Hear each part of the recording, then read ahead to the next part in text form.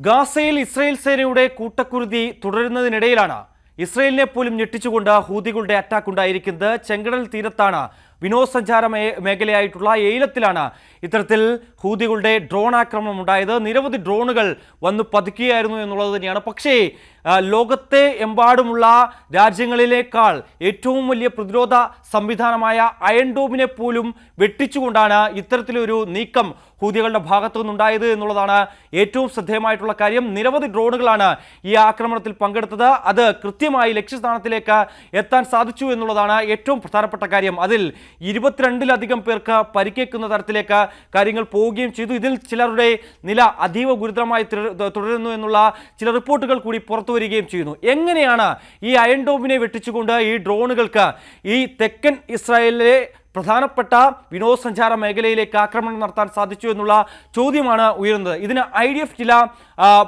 ചില മറുപടികൾ നൽകുന്നുണ്ട്, ചില വിശദീകരണങ്ങൾ നൽകുന്നുണ്ട്. അതായത് അയൺ ഡോമിനെ വെട്ടിച്ചുകൊണ്ട് ഈ ഡ്രോണുകൾക്ക് അകത്ത് പ്രവേശിക്കാൻ സാധിച്ചതിന് പിന്നിൽ അവർ കാരണമായി പറയുന്നത് ഇവ താഴ്ന്നാണ് പറന്നത് എന്നുള്ളതാണ്.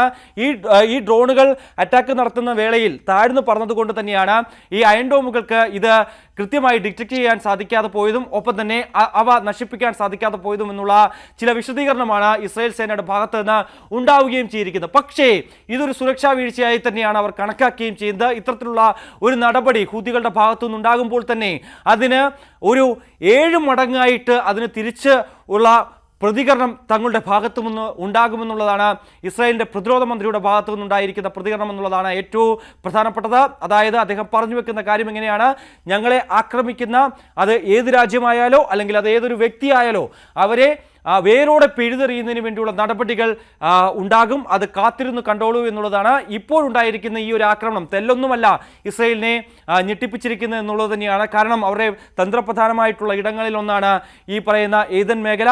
വിനോദസഞ്ചാരത്തിന് ഏറ്റവും കൂടുതൽ പേർ എത്തുന്ന ഒരു മേഖല കൂടിയാണ്. അവിടെയാണ് ഇത്തരത്തിലുള്ള ആക്രമണം ഹൂതികളുടെ ഭാഗത്ത് നിന്ന് ഉണ്ടാവുകയും ചെയ്തിട്ടുള്ളത് എന്നുള്ളതാണ്. അടുത്തിടെ നമുക്കറിയാം ഈ റോബൺ വിമാനത്താവളവുമായി ബന്ധപ്പെട്ട അവിടെ ഈ ഹൂതികളുടെ ആക്രമണം ഉണ്ടായിരുന്നു. അതിന് കനത്ത മറുപടി പിന്നീട് നൽകുന്നത് നമ്മൾ കാണുകയും ചെയ്തായിരുന്നു. യമന്റെ തലസ്ഥാന കേന്ദ്രത്തിൽ അൽസന അടക്കമുള്ള മേഖലകളിൽ വലിയ നാശനഷ്ടമായിരുന്നു ഇസ്രായേലിൻ്റെ പിന്നീടുള്ള പ്രത്യാക്രമണത്തിൽ ഉണ്ടാവുകയും ചെയ്തു. അതിൽ നിരവധി പേർ കൊല്ലപ്പെടുന്ന സ്ഥിതിവിശേഷമുണ്ടായി. നിരവധി പേരെ ഇതുവരെയും കണ്ടെത്താൻ പറ്റാത്ത സ്ഥിതിവിശേഷം. കാരണം പല കെട്ടിടങ്ങളും വലിയ രീതിയിൽ തകർന്നു വീഴുന്ന ഒരു സ്ഥിതിവിശേഷമുണ്ടായിരുന്നു. അവിടെ ഇപ്പോഴും തെരച്ചിൽ തുടരുന്ന സാഹചര്യത്തിൽ കൂടിയാണ് ഹൂതികളുടെ ഭാഗത്ത് നിന്ന് ഈ ഒരു ആക്രമണം ഉണ്ടായത് എന്നുള്ളതാണ് ഏറ്റവും ശ്രദ്ധേയമായിട്ടുള്ള കാര്യം. ചെങ്കടൽ തീരത്താണ്, നമുക്കറിയാം ചെങ്കടൽ തീരത്തിൻ്റെ പല ഭാഗങ്ങളിലും ഹൂതികൾക്ക് മേൽക്കുള്ള മേഖലയാണ്. അവിടെ നിന്നാണ് പക്ഷേ ഇപ്പോൾ ഈ ആക്രമണം വന്നിരിക്കുന്നത് യമനിൽ നിന്ന് തന്നെയാണ് എന്നുള്ളൊരു വിലയിരുത്തലാണ് ഇസ്രായേൽ സേന നൽകുകയും ചെയ്തത്. യമനിൽ നിന്നാണ്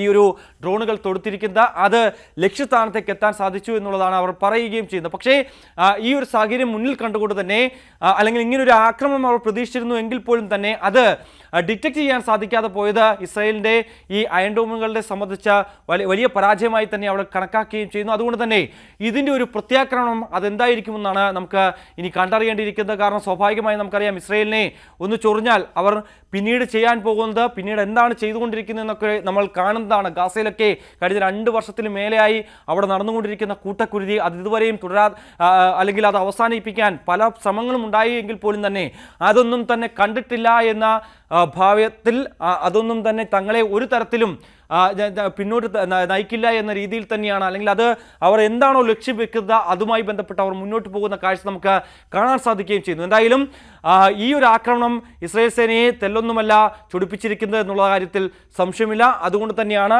7 രീതിയിൽ അല്ലെങ്കിൽ ഒരു 7 മടങ്ങിലധികമായി ഇതിൻ്റെ ഒരു ആക്രമണം പ്രതീക്ഷിച്ചിരുന്നു എന്നുള്ളത് തന്നെയാണ്. ഒരു പക്ഷേ വരും മണിക്കൂറുകളിൽ അത്തരത്തിലുള്ള ആക്രമണങ്ങൾ യമൻ്റെ പല ഭാഗങ്ങളെ ലക്ഷ്യമിട്ടുണ്ടാവുകയും ചെയ്യും. മറ്റൊന്ന് ഈ ഗാസയിലെ കൂട്ടക്കുരുതി ഇപ്പോഴും തുടരുകയാണ് എന്നുള്ളതാണ്. കഴിഞ്ഞ ദിവസവും 50-ലധികം പേർ കൊല്ലപ്പെടുന്ന സ്ഥിതിവിശേഷം. നിരവധി പേർ ഇപ്പോഴും ഗാസ സിറ്റിയിൽ തന്നെ കഴിയുന്നുണ്ട് എന്നുള്ളതാണ് ഏറ്റവും വെല്ലുവിളി നിറഞ്ഞത് എന്നുള്ളതാണ്. കാരണം അവരിപ്പോഴും മറ്റൊരു സുരക്ഷിത സ്ഥാനത്തേക്ക് മാറാൻ തയ്യാറാകുന്നില്ല എന്നുള്ളതാണ്. പക്ഷേ ഈ സുരക്ഷിത സ്ഥാനം എന്ന് പറയുന്നത് ഗാസയിൽ എങ്ങുമില്ല എന്നുള്ളതാണ് അവർ പറഞ്ഞു വെക്കുകയും ചെയ്യുന്നത്. അതൊരു അർത്ഥത്തിൽ ശരി തന്നെയാണ്. കാരണം അവർക്ക് തെക്കൻ ഗാസയിലേക്ക് പോകൂ എന്ന് ഇസ്രായേൽ സേന പറയുമ്പോൾ അവർക്ക് അവിടേക്ക് പോകുന്ന വേളയിലൊക്കെ, പ്രത്യേകിച്ച് അൽ റാഷിദ് പാതയിലൊക്കെ സമാനമായ ആക്രമണം ഉണ്ടാകുന്നു. അവിടെയൊക്കെ ആക്രമണത്തിൽ പലരും മരണപ്പെടുന്ന സ്ഥിതിവിശേഷം, ഒപ്പം തന്നെ പട്ടിണി മൂലം മരണപ്പെടുന്ന സ്ഥിതിവിശേഷം ഉണ്ടാകുന്നു. അതുകൊണ്ട് തന്നെ ജനിച്ചിടത്ത് തന്നെ തങ്ങൾ കഴിഞ്ഞാൽ മതി, അവിടെ തന്നെ മരിച്ചു വീഴുന്നതാണ് ഇതിൽ ഭേദം നല്ലതെന്ന് കരുതി ഇപ്പോഴും 6 ലക്ഷത്തോളം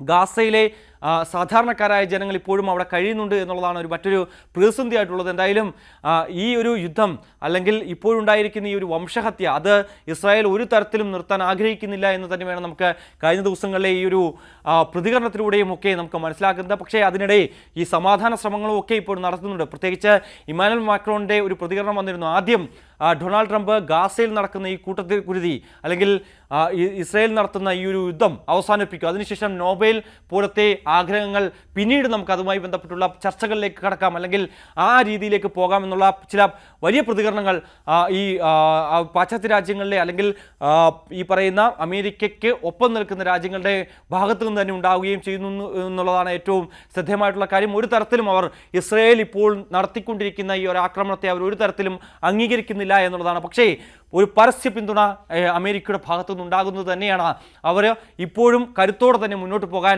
അവരെ സഹായമാക്കുന്ന കാര്യത്തിൽ സംശയമില്ല.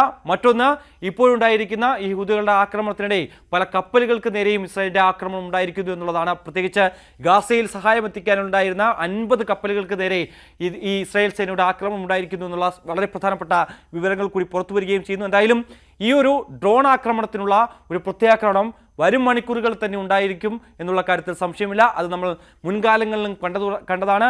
ഹൂതികൾക്ക് നേരെ വലിയ ആക്രമണം ഉണ്ടാകാനുള്ള ഒരു സാധ്യത തന്നെയാണ് നിലനിൽക്കുന്നത്.